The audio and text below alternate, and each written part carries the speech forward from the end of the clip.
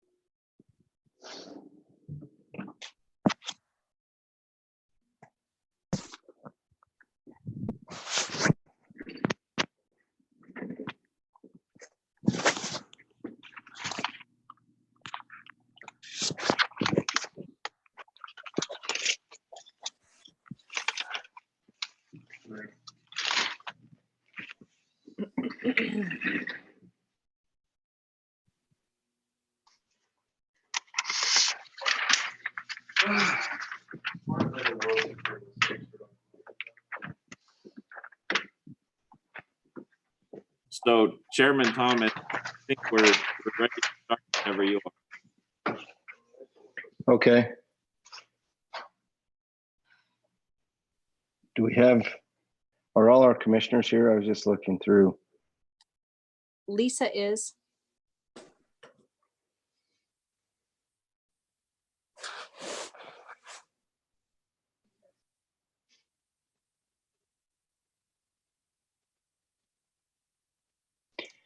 Okay, well, let's go ahead and get started. I'd like to welcome everybody out to the May 6th, 2020 North Ogden Planning Commission meeting. I'm Chairman Thomas, and I'll be conducting tonight's meeting. We are conducting tonight's meeting on Zoom, again, as we're still constrained by the gathering requirements of COVID-19. We'll begin with the invocation from Commissioner Barker, followed which Commissioner Arner will lead us in the Pledge of Allegiance. Commissioner Barker. Okay, you ready? Our Father in heaven, this evening, we're grateful this time to be able to meet together in those long distance, be able to discuss to me those things taking place in the city. And as we bless us to try to be mindful of who we serve and the people we serve and the purpose why we're doing this. To say, name Jesus Christ, amen. Amen. Can you hear me? Yes. Okay, so I will begin the pledge pretty much right now. I pledge allegiance to the flag of the United States of America and to the republic for which it stands, one nation, under God, indivisible, with liberty and justice for all. All right, thank you. It looks like we've got all of our commissioners in attendance tonight. Commissioner Mason is sitting on top of the divide, it looks like, or something. All right, we have our minutes consideration to approve the April 15th Planning Commission meeting minutes. Is there any discussion on the minutes, or? I reviewed those and proposed that we approve them. I'll second it. Okay, we have a motion and a second. Any other discussion? All in favor? Aye. Any opposed? All right, thank you. we will have our opening meeting statement read from our planning director, Mr. Scott. Rob, will you go ahead? Thank you, Chair. I'm going to explain the process that the Planning Commission will use in making decisions and the rules that govern the agenda items or hearings.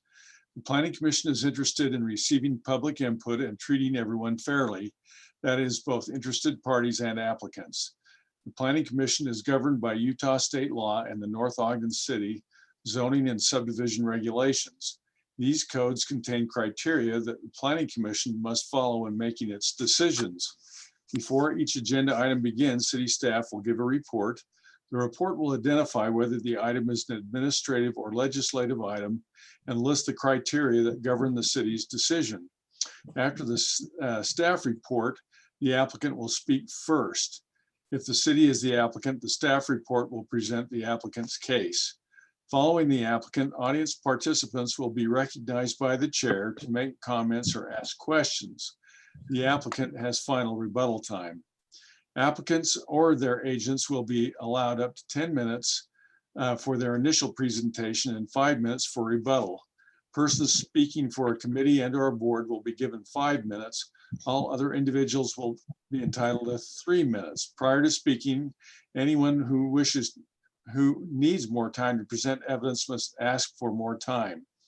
And what is it? The chat feature is the one where you would ask for an opportunity to be recognized and make a comment. Any information, argument, or evidence you give must relate to the criteria listed in the staff report or other criteria in the general plan or land use regulations that you believe apply to the decision.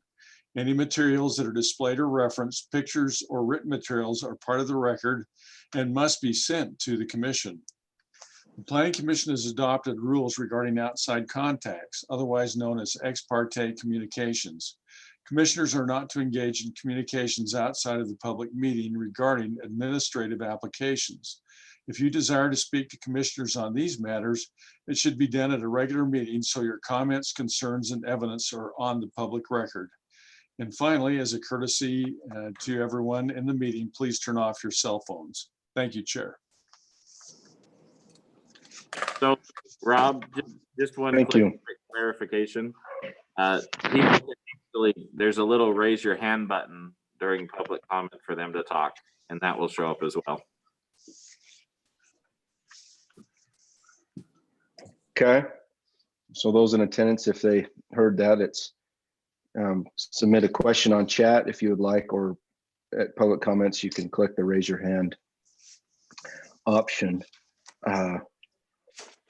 We will now, do we have any ex parte communications or conflicts of interest with any commissioners on the agenda tonight? All right, if there's nothing such, then before we move into public comments, I think Commissioner Mason had suggested we rearrange some of the schedule tonight. Commissioner Mason, if you'd like to make a motion to adjust our agenda items.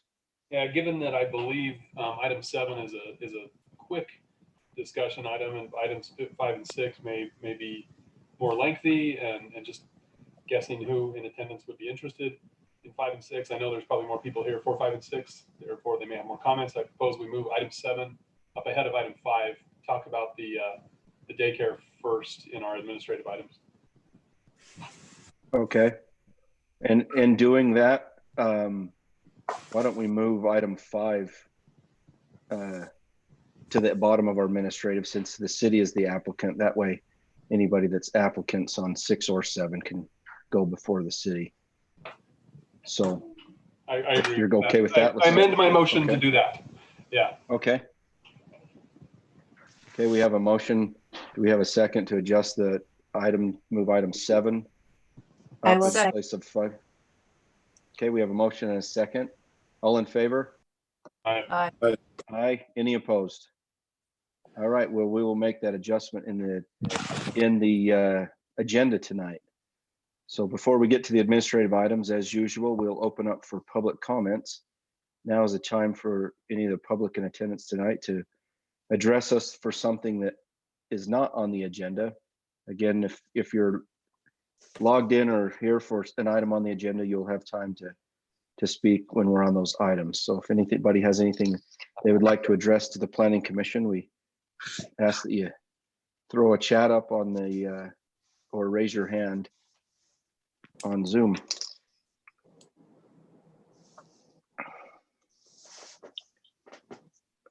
And John, you'll just have to let us know if anybody. So Lynn is running the meeting, so Lynn will let Oh, you. okay, Lynn.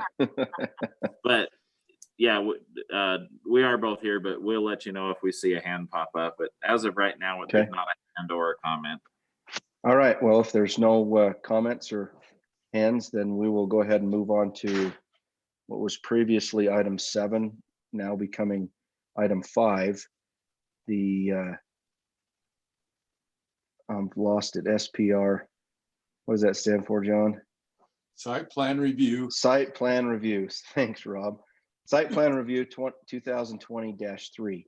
Consideration and action regarding site plan approval of Miss Kayleen's Daycare located at 3168 North, 450 East. Presenter will be Kai Johnson, our planning tech. Kai? Good evening, Chair and Commission. Since this is our first administrative item of the evening, I will read the decision statement. When the Planning Commission is acting as a land use authority, it is acting in an administrative capacity and has much less discretion. Examples of administrative decision applications are conditional use permits, design reviews, and subdivision. Administrative applications must be approved by the Planning Commission if the application demonstrates compliance with the approval criteria. Lynn, can we pull up the staff report, please? Just a sec. Okay.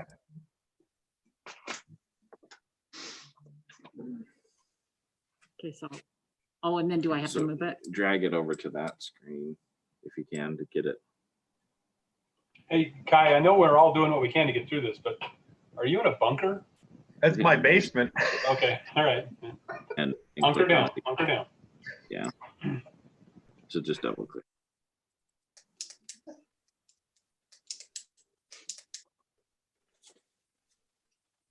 So why is it not? I don't know, should I? So I think it's so click stop share. And now hit share screen and try it now. There you go. Okay, here we go. Okay, thank you, Lane. Can we go down to page 2, please?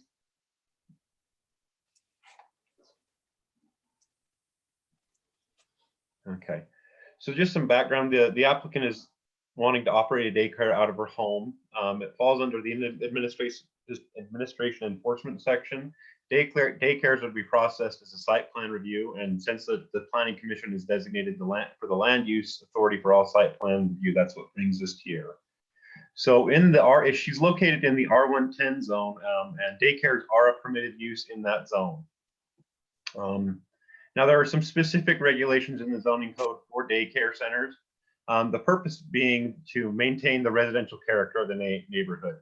There are no proposed changes to the exterior of her home. And again, it is a permitted use in that zone. So the development standards of the daycare and the regulations on the number of children are limited. It's limited to 16 with if you're exceeding 8, you need to have an extra staff member, and she will be having up to 16 and has hired another staff member. So the floor area of the daycare there's a requirement that it cannot exceed 50% of the home. She's using a portion of the basement, 830 square feet of her basement, which is only 33% of home meeting that standard. So the next standard regarding is the minimum floor area for a child. She has provided 830 square feet per child or total, which exceeds the 560 square foot minimum based on a standard of 35 square foot per child. So there will be no signs or advertising on the site. In the next section, section 6, it talks about parking and drop off. The ultimate responsibility for the safety drop off and loading and unloading of the children is the daycare operator. The standards are for that of a single family residence. The home has a 2-car garage and a driveway that can accommodate two vehicles at a time. And additionally, there is a gravel driveway that's to the north of the primary driveway that could be used as well. There is on-street parking, although when I went up there to take pictures, so I could have some current for this presentation, I think unloading and loading on the street is less than ideal in this context, just because 3100 North, it's right near the light. Traffic can be busy at certain times of day. So I think loading and unloading on the street should be avoided when possible. Section 7, play areas. There's a minimum requirement of 40 square feet per child. She has stated that her backyard is approximately 740 square feet, exceeding the 640 square foot minimum is required. The yard also is surrounded by a 6-foot vinyl fence.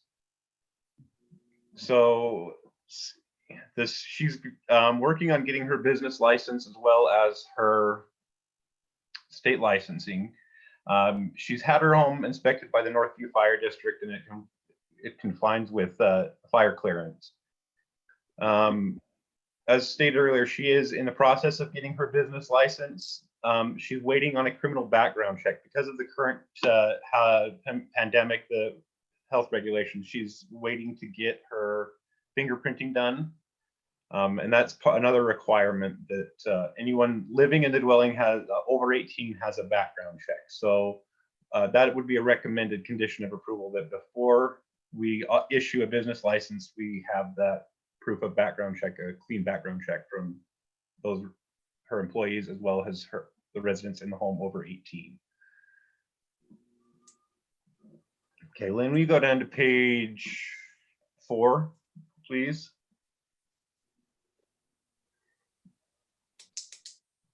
So 1117.3 and 1117.4, that's the code sections dealing with on parking.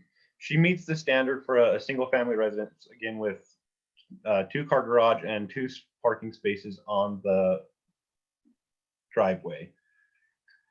So the thing that the Planning Commission needs to decide is, does this use fit in with the neighborhood, and does it change the character of the neighborhood? We recommend approval based upon withholding a business license until there's a clean background check provided to city staff. And then, have you looked at any of these exhibits, or would you like me to pull them up? And do you have any questions for me? Oh, sorry. No, I think it's a well put together packet. Thanks, Kai. Okay. Commissioners, is there any questions that you have on this, or do we want it? Is the applicant in attendance? Would they like to address us? I do believe they are. They're not required to address us, but if they would like to. I'd like to have her made address the on-street drop off if possible, how that can be avoided. I don't think that's avoidable. I looked at the property from Google Street View. It seems like pulling up to the curb is the only solution here. You got a fire hydrant on one side of the driveway, a mailbox on the other. Although, there's a considerably wide shoulder there that's not really where cars are. That's the bike or pedestrian, the parking lane. I don't see it's avoidable. So Brandon, you're looking at that on Google? Yeah, Google Street View. If you look at that, you can Google that address, and then. Okay, I just had a question while you're looking at it. Does it look like it'd be safe to drop kids off under conditions where it sits? In my opinion, it looks exactly like how I drop my kids off to elementary school every day. No, really. Meaning, yeah, it's Washington Boulevard, above 3100, or just above 3100. So Is it busy in the No, morning? I'm just laughing because some Yeah. parents would like to drop the kids off unsafe because we've had a little for the day. Certainly. I think it would be very unsafe to drop the children off if you were headed downhill, but if you're headed uphill, you pull over off to the end of the parking lane, drop the children off, make a little line. It's not like you have hundreds of kids to drop off. Seems completely reasonable to me, given that I don't think drop off across the street is safe, and maybe we make that a condition of approval. Yeah, that's I a just like to wonderful hear one. from the applicant. Okay. That's why I was wondering if one condition of approval be dropped off going uphill. I'm happy to share my screen here. Or unmute you. He's unmuted yourself. She can. Isn't that right near a crosswalk as well? There's two really close ones there.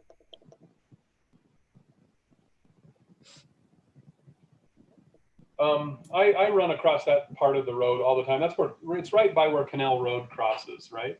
And, Yeah. And in my opinion, even if you put a crosswalk there, when people are coming downhill, going to work in the morning, I don't think the children should be dropped off on the west side of the street.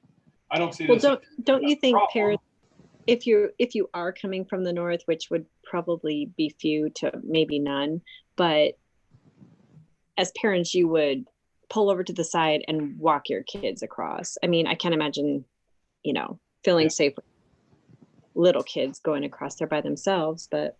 Well, let's see what the applicant has to say. I mean, I have my thoughts on it, but. Yeah, click unmute. Okay, she's online.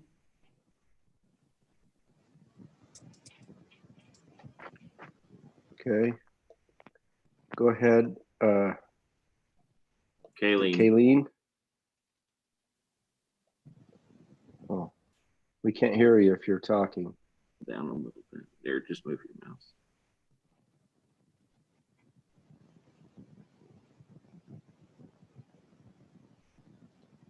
She's muted. Yeah.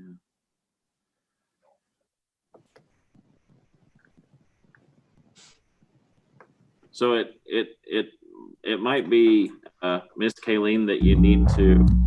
Oh, there you go. Oh, does that work?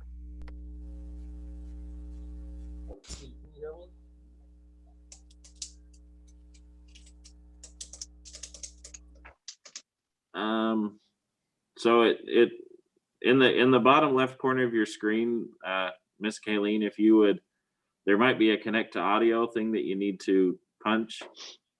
Try doing that, and then let's see if it'll work. I'm speaking on behalf of Kayleen. Okay. Okay. Yeah. Go ahead. Okay, so regarding drop-offs, most Will you parents utilize the driveways. Will you state your name for the record, please, since you're not Kayleen? And this is her husband. Okay. And yeah, so most parents utilize the driveway, and those that don't, they just park on the side of the road. They all bring their kids in. They're all, most of them are under 6 years old, so they all walk them in anyway. We haven't seen anyone park on the west side of the street to bring their children in. Sir, given that is 450 East, right? That's Washington Boulevard. Would you and Miss Kayleen be willing to request that your customers use northbound drop off and pick up only? Absolutely. We can, Yeah, I think that's safest for everyone involved. I agree with that as well.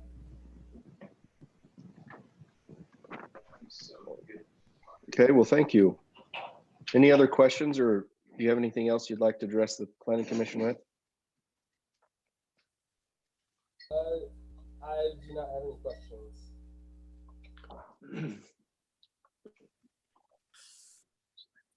Okay. Commissioners, do you have any questions for the applicant? No, I don't.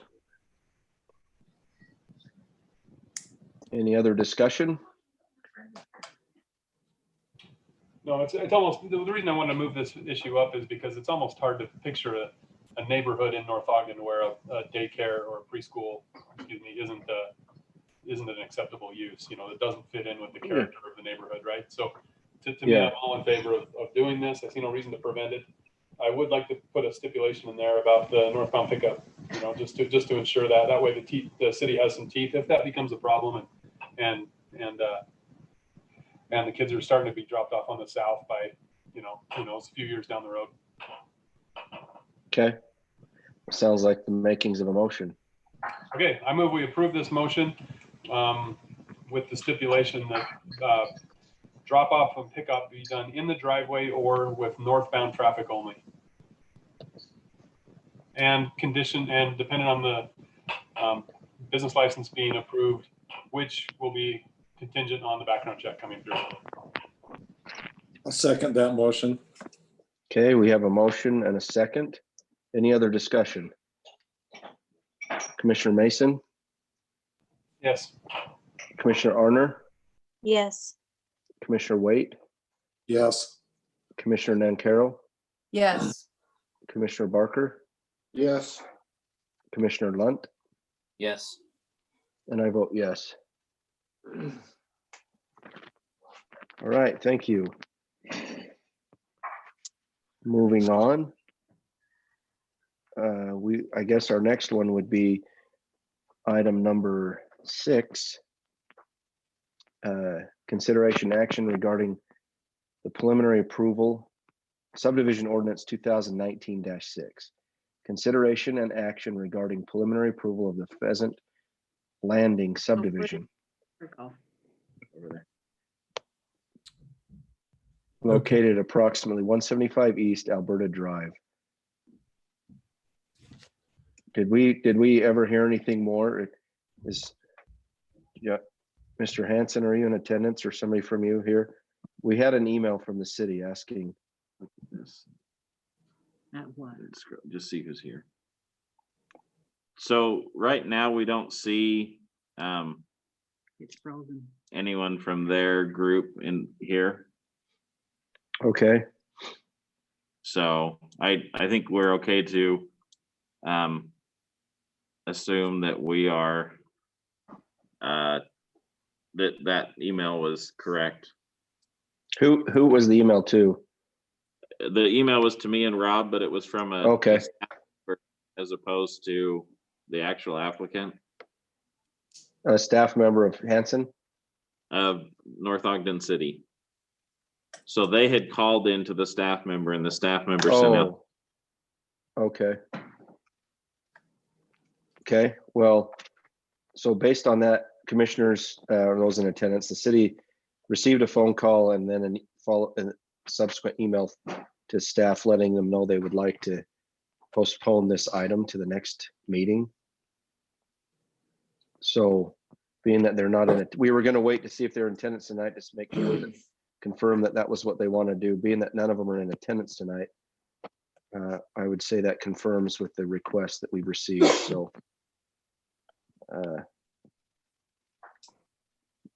if we need a motion to table this item to the next meeting, well, I guess we don't if the applicant is asked to be postponed to the next meeting, right? Do we need a motion, John? Probably should. Since think we're so. not discussing it. Well, it doesn't hurt. Let's please make a motion to postpone this until the next Before we meeting or do- when the applicant. Before we do, given that this is the first we're hearing, at least I'm hearing of it, and we may have public that showed up for this specific event, we asked them to hold their general comments till they're specific, till they could specifically address this issue. I wonder if it wouldn't be prudent to open up the public comments for those who may have attended for that purpose. Yeah, I I'm feel not trying to like we prolong can, the meeting by any means, but I want to make sure that people No. have a fair way of getting represented here. we can open up for public comment. I'm okay with Although I that. do think We it will carries more not. weight, the comment when the item's decided, but Yeah, it could be just that as somebody long votes as the against commissioners and applicant and everybody knows that we will not discuss any comments on that item because the applicant isn't here and they won't have their rebuttal time. So it would strictly be a public comment for an item that now is not on the agenda. But yes, I think let's go ahead and open up for public comment for anything not on the agenda, which would include this item 6. If anybody would like to address the Planning Commission. I have John Arrington. Okay, Yes. John Arrington, 254 East, 2900 North. Even though it concerns this property, I do have a general question. As I reviewed the city council minutes for this item and compared it with the agenda for this meeting, I noticed that the site plans are different. So are you considering the one that you have before you rather than the minutes? so being that this has been asked to be removed, we're not considering anything. So we can't really comment on Okay. what was submitted. All right, then let me just ask. Is that very But- well may be the reason why they've asked to have it postponed. Okay, then the other one is a general question. I wonder how many square feet are in an acre. Does anybody have that information? 43,560. Oh, Okay, you beat Google. You beat Google. okay, then my other comments, I'll wait till you have it on your agenda then. I just wanted to verify my information. Okay. Thank you for your comment.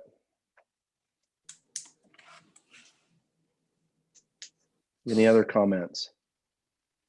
Looks like that's it. Okay. Well, let's go ahead and move on to. I move we table this let's item. make a motion. I Sorry. move we table this item. Second. Okay, we got a motion and a second to table item number 6, consideration action regarding preliminary approval of the Pheasant Landing subdivision. We just put per request of applicant. All in favor? Aye. Aye. Any opposed? Okay. Thanks for catching that, Commissioner Mason. Item number 7, site plan review 2020-3. Oh, sorry, 2020-4. Consideration and action regarding site plan approval of the Gold Star Monument. Director Scott, how's that for a name? Thank you very much, Chair and Commissioners and other attendees. As part of the North Ogden City Civic Center, a proposal has been made to add a monument honoring those who have served our country as part of being residents of North Ogden. And as such, this requires that a site plan be brought before the Planning Commission for your review, consideration, and approval. So this is being located in the existing plaza that's just north of City Hall.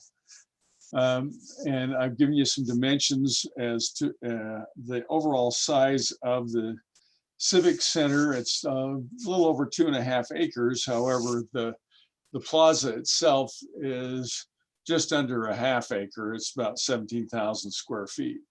So half acre, close to 20,000. If you do the math that Chair Thomas just did, you'll note it. It's a little larger than that. In any case, we've done a couple since in the last few years. In 2017, the Weber County Library renovation took place. In 2017, the Civic Center is located on, interestingly enough, 4 subdivision lots and 2 parcels.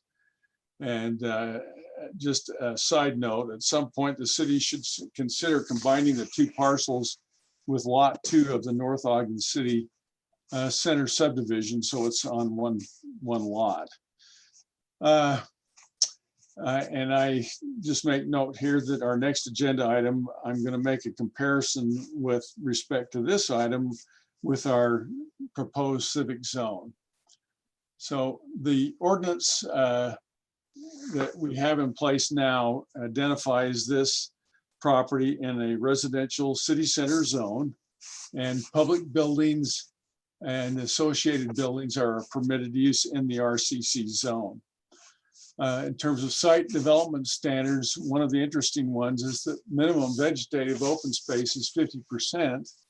The Civic Center has a combined open space of approximately 41%. This does not include the senior center. Since this is an improvement of the existing open space or an enhancement, no additional area is required at this time. In terms of site plan approval, site plans are required for all permitted uses other than single-family residences.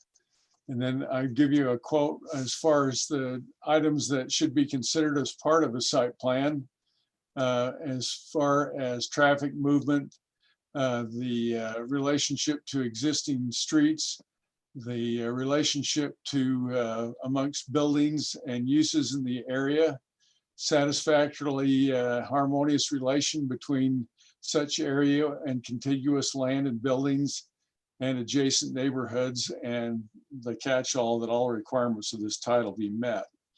So the comment is that the applicant has given us a site plan. It's in Exhibit B, and I've addressed the Title 11 standards, and we'll go through those individually.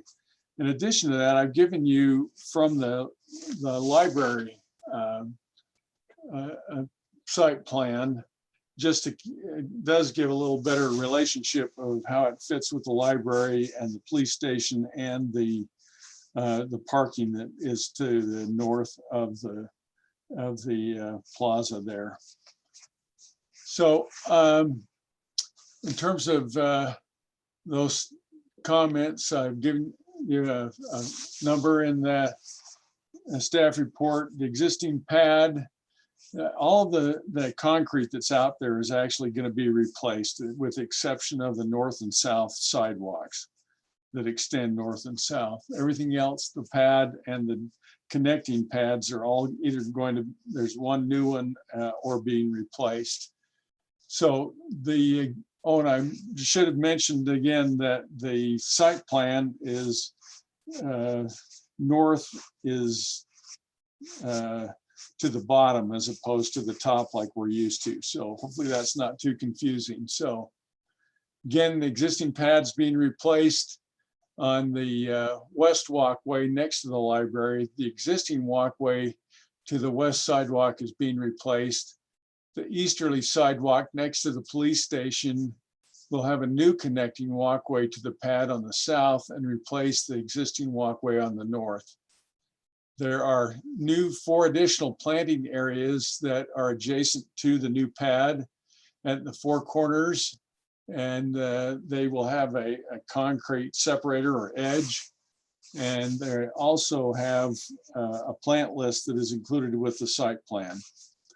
A new Christmas tree pad is proposed on the north. It's approximately 2 square feet. There are also currently 4 planters and 2, I guess I said 2 tall ones and 2 other ones. I don't know if they're short or stumpy or whatever you want to call them. Anyway, there are also a couple of sitting benches.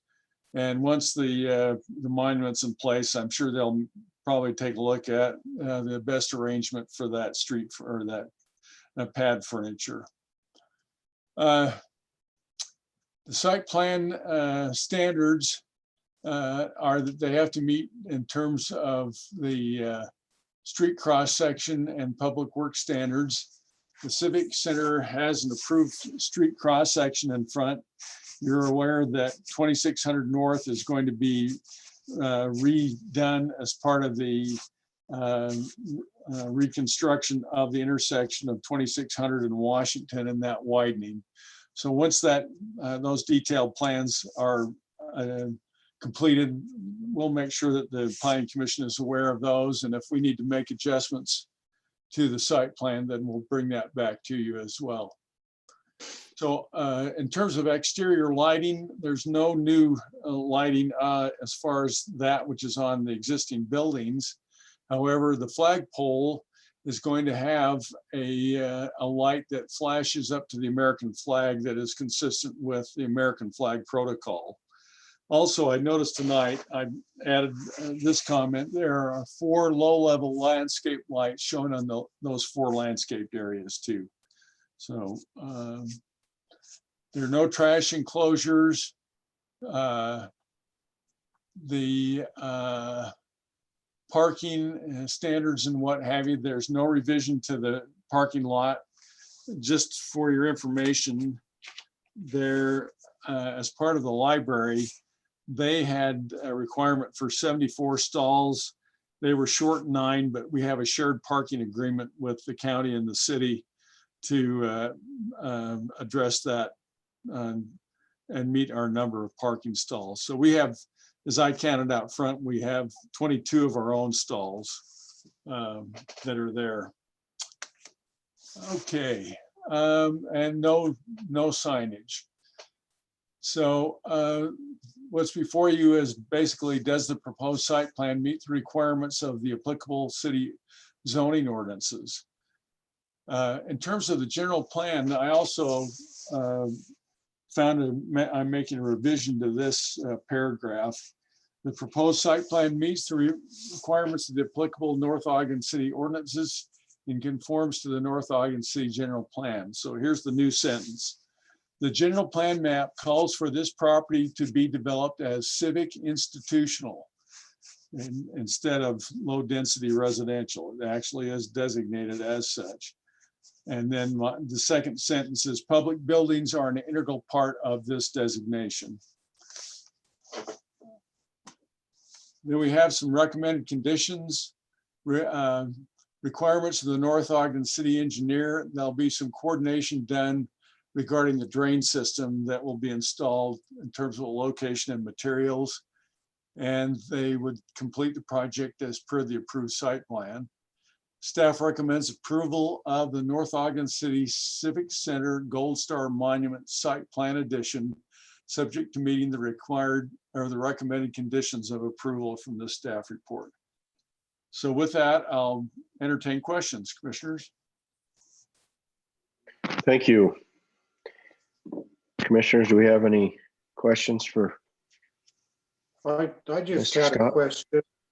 I know right now they're trying to get bids for the new police station. Is a building going to be built in the same place? If it doesn't, it's going to have any effect on this, or it's just stay as is? Well, this particular proposal is strictly within the quad. John can answer the question about the police station location. So there are not currently any plans or anything that's been approved or bids being sought. The one conceptual idea that had been proposed as part of the scoping study shows the new building in the parking lot behind the existing police station. So it would not affect this plan. I just want to make it clear there isn't any sort of a plan or anything that's actually out to bid right now. We're still a little ways away from even being ready to look at hiring an architect. I understand. I just want to make sure this didn't get done. All of a sudden has to be removed and redone. It shouldn't need to be. The new building will not come into this area of the courtyard. Okay. If it's approved by the council. Okay. Can I get clarification on the open space requirement? So it sounded like we are currently out of a non-conforming property. Is that correct? That is correct. And we would continue to be a non-conforming property. But if this were if the city weren't the applicant, when an application was put in, would we not make them become into compliance at that time?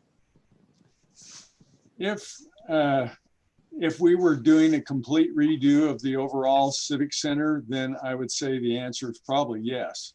But since what we're doing is simply an enhancement of an existing landscape feature, I would suggest no, that would not qualify to make that type of requirement. Rob, just for a question, isn't there a standard that if it's over a certain percentage of expenditure of project value that you are required to bring everything into compliance? If it's in a commercial zone, that is correct, but not in residential zones. Okay. I mean, everything with my common sense tells me to, make an improvement, and what you said makes sense. I just want to make sure that we're enforcing our own regulations on ourselves. And that would be my only concern. I don't see how you get around that in this case, because, what are you going to do, tear down a building? I don't believe the residents really want to see their tax dollars go towards that.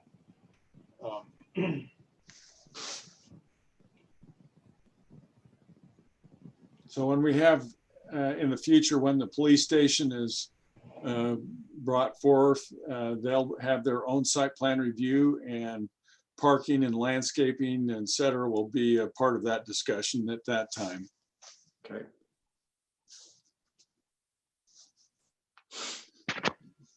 Okay, thank you. Any other questions?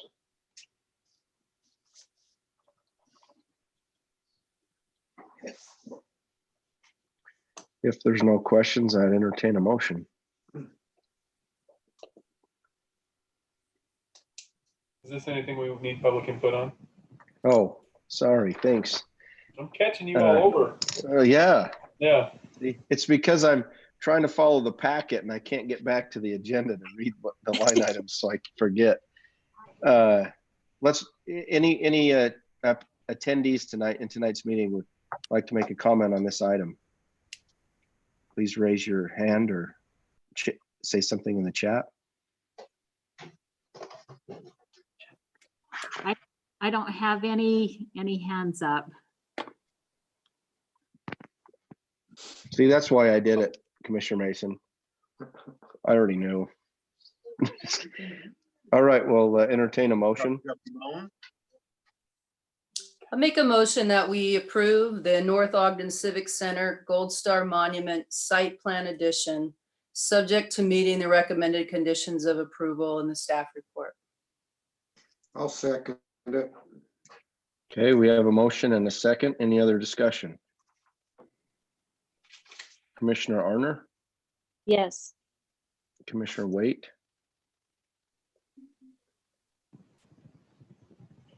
wave your hand. Commissioner Waite, are you with us still? Hang on, I forgot I was muted. I'm talking to nobody. Yes. All right, Commissioner Nancaro, Yes. Commissioner Barker, Yes. Commissioner Lunt, Yes. and Commissioner Mason.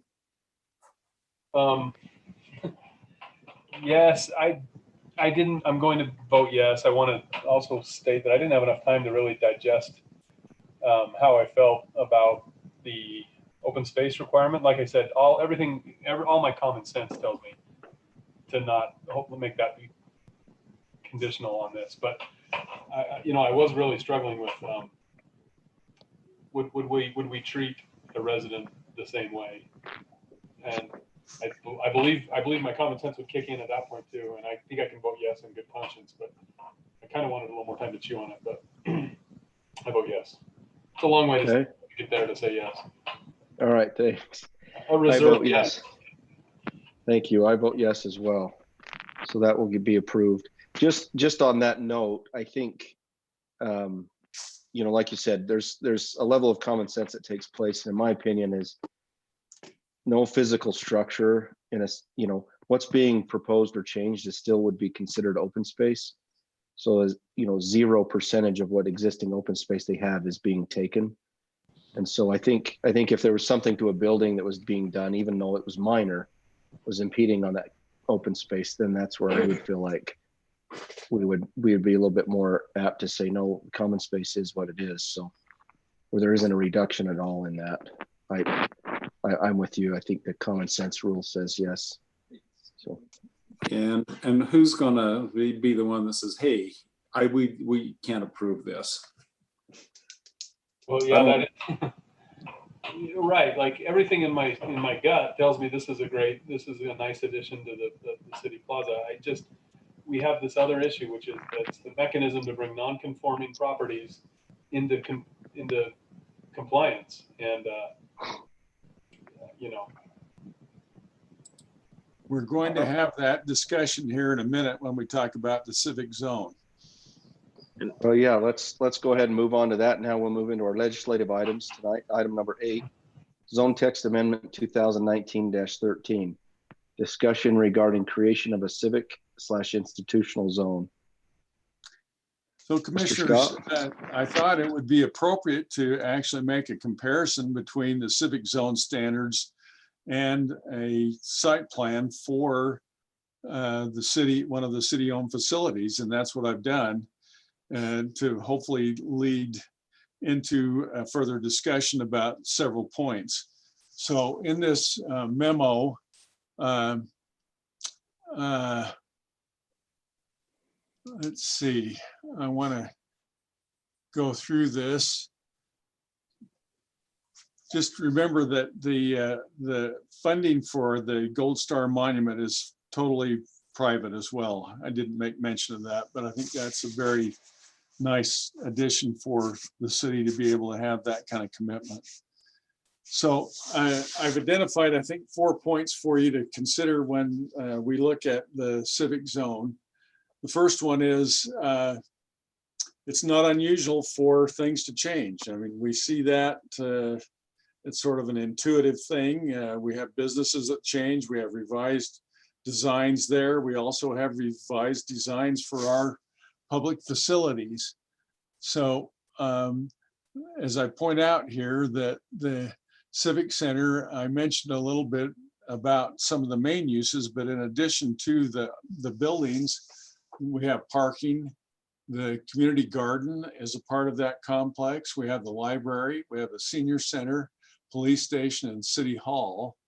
And then we have the courtyard that is on the north, and then we have landscaping that is next to the police station and also around City Hall as well. So it might be of note to you that the site plan that was approved in 2017, again, this is in the RCC zone, requires 50% open space. The library has about 18% open space. So we can feel better about ourselves. We've got more than double what they ended up with. And it was approved as non-conforming because that's pretty much, they maintained the same footprint of building and didn't really have an opportunity to do much as far as increasing the landscaping. But this is a good example of how a residential zone standard sometimes conflicts in meeting the needs of a civic use. The North Ogden City property within the Civic Center minus the Senior Center has a combined open space of approximately 41%. This further demonstrates that our civic properties are unique with differing needs. The amendment focuses on the importance that the civic use site designs are sensitive to adjoining properties while maintaining the functionality and integrity of the civic use. So I don't think anybody would argue that the plaza and the courtyard to the north is impacting any of the surrounding properties. If anything, it enhances that situation. If we had a circumstance where the design was somehow immediately adjacent to a residential use or even a commercial use, then those kinds of items that should be considered would be an appropriate thing to review. So the second thing is residential standards. Our single residential zone standards are primarily oriented to residential homes with a one-size-fits-all. Other uses needs may or may not be addressed. I just think that this is a great example of how there is a conflict between those standards.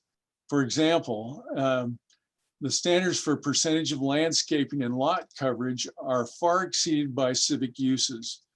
Parks generally have a small percentage of building lot coverage, restrooms or other amenities, and with the bulk of the park use being open space. So you're probably 90 some odd % or greater for most of our parks. A reasonable amount of parking can also be determined for each civic use based on the type of facility. So instead of trying to come up with a formula, what's included in the ordinance is that the Planning Commission is given the responsibility to look at the overall site plan, determine how it functions, and then have the ability to make approvals based on that. So this recognizes that these differences will make the city actually more accountable for each site's operations, give notices to adjoining property owners of the city's intentions and approved designs. So eventually we'll have site plans for all of our city-owned facilities that people can recognize, oh, this is what the city's intent is, and we're making the commitment, we're going to live up to those. So number 3, what should the implementation process be for our civic zone? First of all, the process for enacting the civic zone is to first adopt the text or the written standards in the zoning ordinance. So we have to actually create the standards in the text. The second thing then is we have to apply it. And so we end up doing a map amendment. So we actually rezone the map to include the civic zone on the map itself. And this would take place in 2 steps, those with and without approved site plans. So we have some properties that have existing site plans. This is a partial one that we have tonight. We also have the Public Works building. Over time, I haven't researched all of the other ones that have or don't have, but we'll eventually come up with a list. But the idea would be that as improvements or changes are made, that an overall site plan would be required so that we would have that in place to demonstrate what our intentions are and commitments to the neighborhood happen to be. Then the 4th point is conformance with the general plan. If you look at our general plan map on page 18 of the general plan, it identifies categories of uses. And there are separate categories actually for civic / institutional, and we've even identified parks as a separate and apart from residential and commercial, et cetera. So I've given you what it states in the plan. Our parks, public spaces designed and utilized for recreation purposes, and civic institutional, schools, libraries, senior centers, and government buildings. So it's my opinion that the creation of a civic and institutional zone is consistent with the general plan. We've already got those things identified on our general plan map. So the questions before you tonight are, what direction does the Planning Commission want in addressing the civic zone amendment? And is the amendment consistent with the general plan? So I wasn't intending on going through the overall standards for the zone at this time, but do you have comments or questions, things that you want me to further address before we take this to hearing? Are we ready for a public hearing? If we're not, I'm happy to work on this some more. So I'll throw it back to you. Thank you, Rob. Any questions on the planning commissioners? As I read through it, I have to agree with Rob on a lot of this stuff. It does put a little more burden on the city. I'm not sure all city, the powers to be at City Hall will be all excited about it, but at the same time, there's a level of accountability. But I also like the way it's written right now, where there is wiggle room and we can make adjustments as we need to. It's not just one size fits all, like Rob said. I think the public in general will be happy with something like this, because I think it'll put the city more in a place of being more open, more transparent. Not that they haven't been, but just give them better perception that's going to be happening. I do have a question about the scope of civic zones. First of all, I love the concept, and I've been vocal about that for a while, but And it fits nicely into parks and schools and plazas, right? I get that. What would the scope be for things like the green waste pit? I don't know, like an equestrian park, trailheads, things like that. Would those fit into a civic zone? So, I mean, there's other city-owned property that doesn't have necessarily civic uses, right? It's not a place for people to conglomerate. Yeah, and I don't necessarily think that it has to be facilities where the public would be able to be a part of it. But those particular uses, we'd want to take a look at them on a case-by-case basis, irrespective of whether or not it's in a civic zone or not, like the waste pit and what have you. In my mind, it should have a site plan. And there should be a commitment as to how we're going to have that facility function and operate. Yeah, I would agree with that. I wanted to, one of the other things I was thinking about was, I don't know if I put it in the memo or not, I might have, and I just didn't see it there. But for example, when you think about commercial zones, the commercial zones have a requirement for 20% landscaping.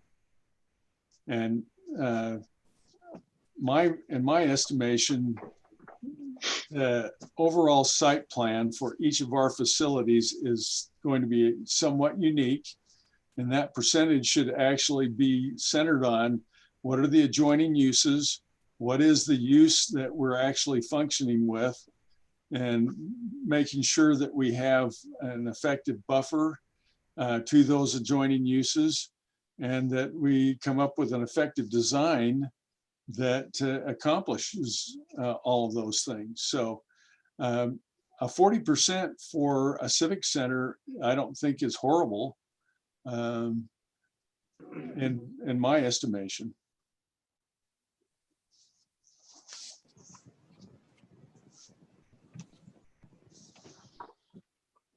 Any other comments? Well, what this does is this puts an increased burden on the planning commission also. Imagine back to when, and I think back to when the amphitheater came to us, right? And at that point, I felt like, well, if it, and I know a lot of the public won't appreciate this, but it was the reality was that what was proposed conformed with the zone, right? And therefore it was on us to approve it.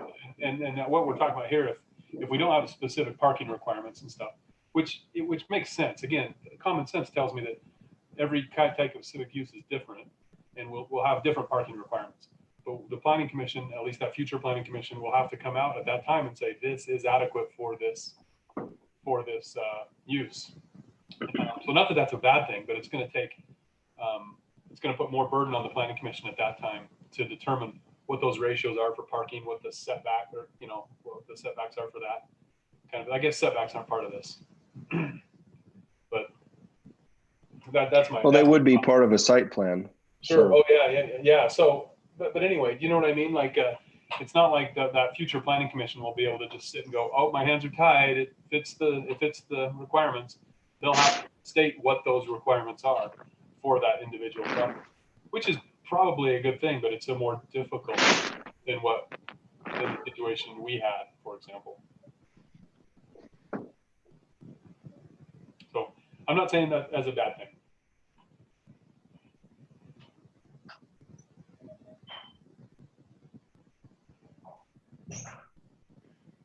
All right.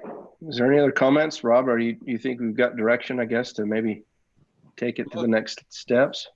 So the Or I guess question is, do you have some other things you want me to do to research relative to this, or are you comfortable with us advertising this so that we can go to public hearing on it? I think we go forward. The one thing I do want to make sure is that if a piece of, a property that's put in a civic zone, that, if there is a use change or upgrade or, a change to anything that's existing there, that would trigger site plan review and approval. So that, if something's saying, oh, this was a park and they want to put a new building or something in a park and say, well, it was already approved as a park and so we can just move forward. Something that ensures that there is a trigger of, similar to like what we did tonight, that the open space and the area in front of the city building, and that use is being changed. It's still open space and there's still concrete that's going to be there. And very little is really changing, but it still triggers, a site plan review. So just I would like to make sure that that's there, because that does give that checks and balances in the future. If something was approved on one site plan and then they decide to change, that it requires it to come back. So on our site plan chapter 1126.7 under development plan, it identifies that if there's a minor adjustment, something that's less than 5% of the site plan, then staff can take a look at that. But anything more than 5% has to have an amended site plan to be considered. And I think that you've got a planning staff here that's pretty darn sensitive to adjoining uses and what have you. And if we're going to err on the side of being conservative here, so that we can be transparent and just let people know that, hey, we're stepping up here. Yeah, I think that would be good. Maybe to make sure, so there's not any confusion with a 5%, that if there's something in there that's saying if a structure with a roof, and the ability or intent to house a person or materials would trigger that, so you don't have a 10-acre park and then they're going to build a 500 square foot building and be like, oh, that's less than 5%. We don't need to review this. I would, a building itself should trigger that, but so take a look at that language, and if you want us to beef that trigger section up, you can do that. I would suggest that also in the earlier part of the ordinance where it talks about overall process and administration, it gives the planning staff the authority, even though something may be close to being meeting the ordinances and what have you, it gives us the authority to say, no, we're going to the planning commission for you. So we can punt to you at any time. Okay. Well, at this time, I guess really let's open up. If anybody is in attendance to this meeting that would like to make a comment on this item, let's go ahead and open up to public comment on this item. Please raise your hand or put something in the chat if you would.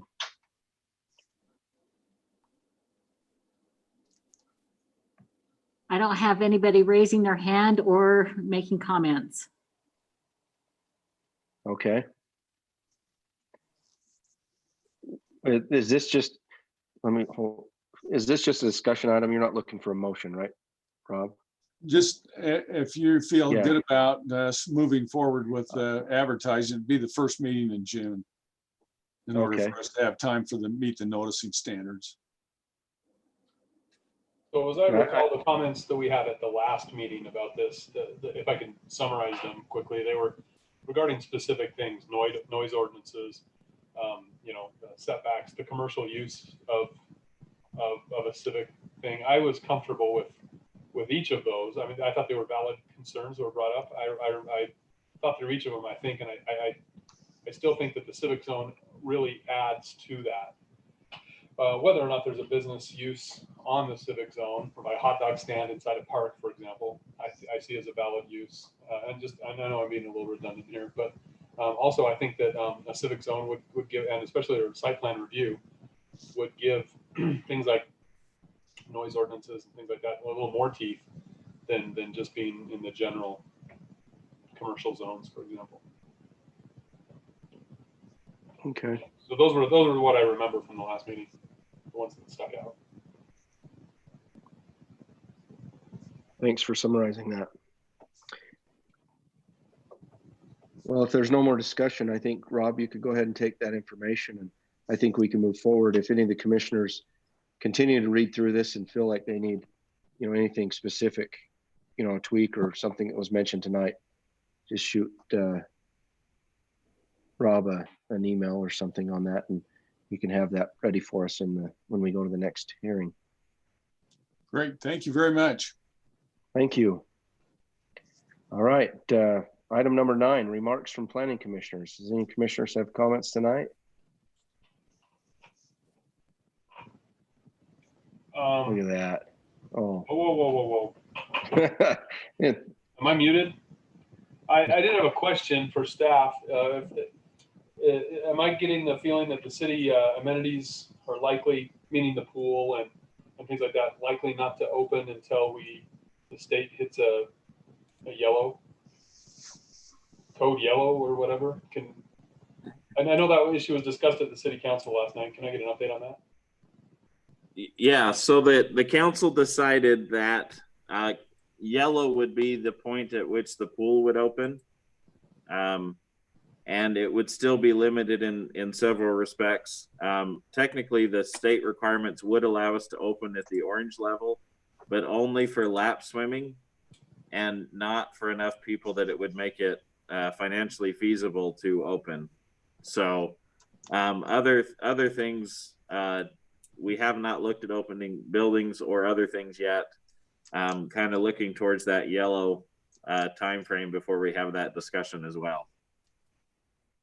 And this follow-up question, this is outside of my business really as planning commission, but what about training the lifeguard staff, things like that at the pool? Is there any talk of that preceding the pool opening, or we need to be in phase yellow for that as well? There is lots of talk of that. With the current guidelines, we can do some training, but we actually have a plan in place that is about a 7-day window from when the governor indicates we're moving to yellow to actually being able to open. So typically what he's been giving us is about a 7-day, hey, on March 23rd, we will be opening or we'll be moving to this level. And so we think that 7-day window is about right to train and get the pool up and going. So yes, there's Parks and the aquatic manager have been heavily working on that kind of up and running program. Thank you. I was a little self-interested in that. I have a daughter that actually got hired as a lifeguard, and I got to get her out of the house. So, I got to get her out of the house. All right, any other comments from commissioners?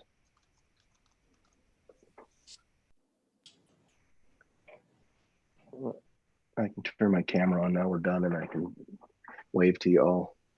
It's been 6 weeks since I've been able to get a haircut, so it's getting crazy. Excuse me.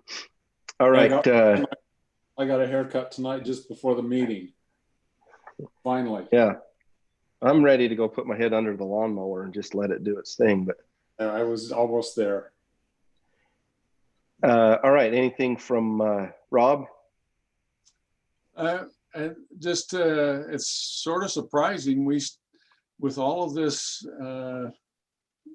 circumstance with separations and what have you, we still seem to be fairly busy with site plans and subdivisions. People are still being willing to invest in land development activities. So for the foreseeable future anyway, we're still going to have, as you see, a few administrative items along the way, and we'll continue to be bringing amendments to you as well. I don't know if Brandon or Kai, if you have anything else you want to share, or Lynn. I don't have anything. Nothing. I think in my opinion, this thing is so artificially suppressed that people have there's a big segment of the population that has lost their income, but there's also an awful lot that they were making plans before and they're just put on temporarily on hold. I think it's going to pop back faster than the last session we had. But that's the case. I forgot to mention, I did have a request. 2 of them actually. One, Brandon, I challenge you not to shave your beard until there's a vaccine. And secondly, probably more for Rob, for John. Would it be possible to, see if the city council will maybe approve some money in the budget, or to take, when they grind up some of the green waste stuff, chips and things like that, take it by the trucks and go up and dump it and kind of spread out, whether we have volunteers to spread out on that scar that we approved on the hillside over there above the pass. I think, I just think, it's such rocky soil over there. I don't think weeds are ever going to take over. It's just going to continue to be that white, glaring scar for that detention basin. But I think if we took some of that green waste that's chipped up and chips, and we just get up there and kind of spread it or dump it out or whatever on that slope, as that kind of deteriorates, and that will help give somewhere for some seed and some weeds to start growing. Hopefully Brandon can agree, because since he has the horticulture degree, right, or the landscape degree. I think that's a cheap thing to maybe do something up there. I reiterate that the And it's feedback on its I way hear to from my grow back. friends, people I come across, that when they hear I'm on the planning commission, they certainly do not like that. That is not that's considered an eyesore. I agree with Mr. Thomas on that. Yeah, it's the backyard of my in-laws. They really hate it. So we will bring that up with the Public Works Department and see what our options are. I know they threw down some natural seed. I think that's what you meant, Commissioner Thomas, not weeds, but natural growth. Yes. And because the natural hillside is plants, not weeds. Sorry. So, but I think we can talk about those issues and see. I know they threw down some seed, but I'm not sure how fast it was supposed to grow or how tall it was supposed to get. So we might be able to evaluate that and maybe look at doing some mix of all those things to try and help with that issue. Yeah, I've just been involved with remediation on a couple of like gravel pits where you have really rocky soil like that. The seeds just cast out on stone don't really grow very well. But if we can give it something to soften the heat from the sun, so it doesn't just bake anything that grows. I agree, Goes there and Eric. I think we also need to recognize this has been a real bark and stuff like that. This has been a real dry spring. So even seeds put out there this year. Oh yeah, yeah. Get going. But where we have such an easy source for wood chips down there, I agree with that too. That could be something. And yeah, so if you would talk about that, the Public Works, and see, and even if it's something that we can organize some kind of community service activity up there where Public Works gets it there, and we got a bunch of volunteers to go throw it around. So anyway, as I see that thing every day, and this time of year, this time of day when the sun's reflecting off it, it's just as well be white limestone over there. So all right, I guess it's your turn, John. Anything from you? Nope. Okay, well. Oh, actually, never mind. One thing. Those of you who haven't heard, the road widening and intersection project is delayed till next spring. So just so you're aware of that. And then let's see, what was the other?